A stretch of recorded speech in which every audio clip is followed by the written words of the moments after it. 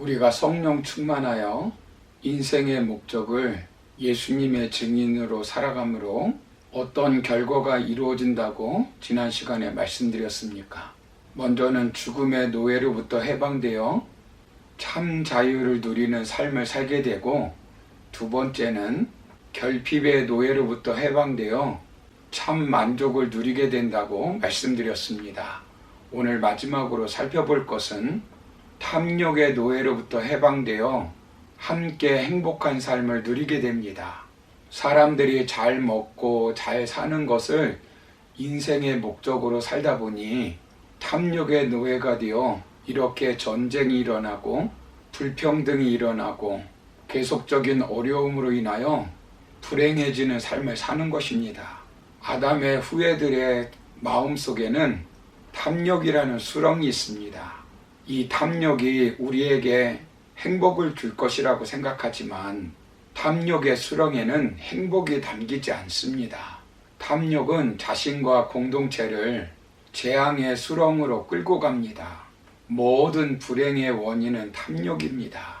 죽음보다 강하고 피보다 진하며 생명보다 귀한 탐욕이 굶주린 사자처럼 새로운 욕망의 대상을 찾고 있지만, 탐욕은 물거품 같고 이슬 같고 뜬구름 같은 것입니다.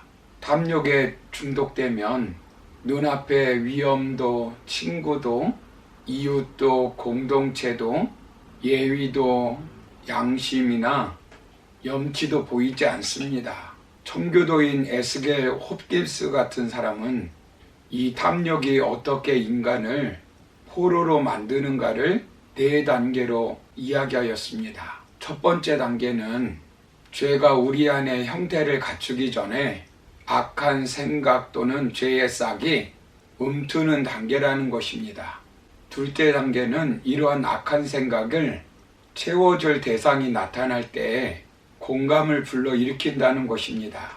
세 번째 단계는 부패한 유욕적인 세력과 죄악으로 눈이 멀고, 마지막 4번째 단계는 탐욕의 포로가 되어 스스로 헤어날 수 없는 멸망의 단계에 이른다는 것입니다. 탐욕의 노예가 되면 롯의 아내처럼 가룟 유다처럼 인생은 비극으로 끝나고 말 것입니다. 무거운 것을 움켜쥐고는 멀리 갈 수가 없습니다. 가볍게 가야 먼 길을 갈 수 있습니다.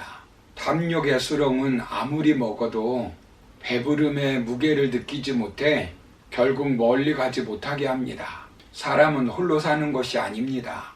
홀로 사는 아담에게 돕는 배필 하와를 만들어 같이 살도록 했습니다. 착취하는 배필이 아닙니다. 탐욕을 채우는 배필이 아닙니다.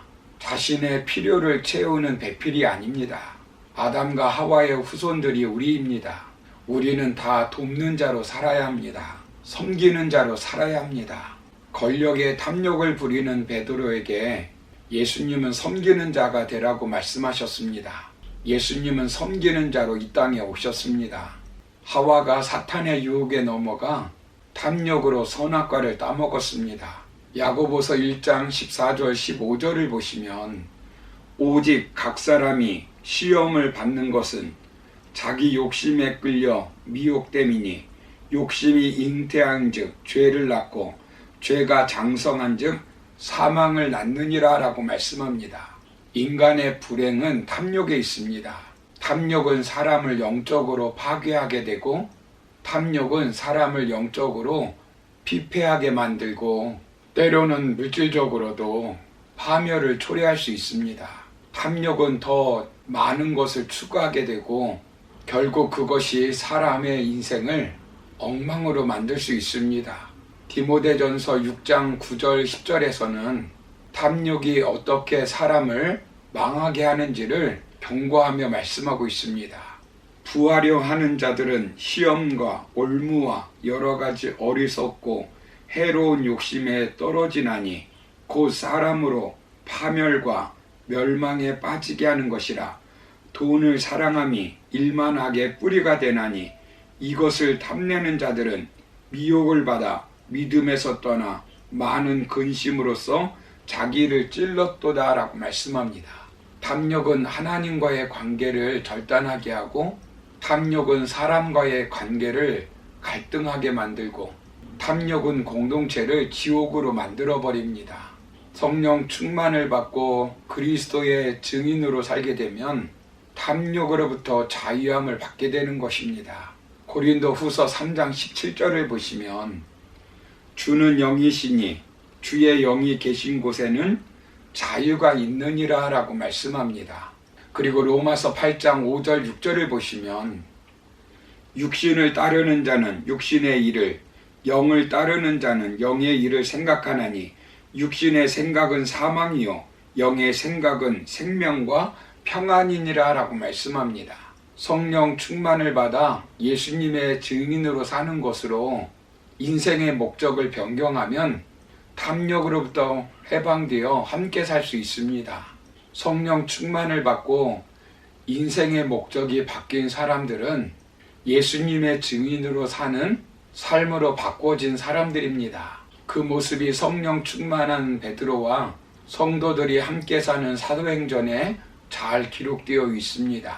예를 들어서 사도행전 2장 44절 이하를 보시면 믿는 사람이 다 함께 있어 모든 물건을 서로 통용하고 또 재산과 소유를 팔아 각 사람의 필요를 따라 나눠주며 날마다 마음을 같이하여 성전에 모이기를 힘쓰고 집에서 떡을 떼며 기쁨과 순전한 마음으로 음식을 먹고 하나님을 찬미하며 또 온 백성에게 친송을 받으니 주께서 구원받는 사람을 날마다 더하게 하시니라 라고 말씀합니다.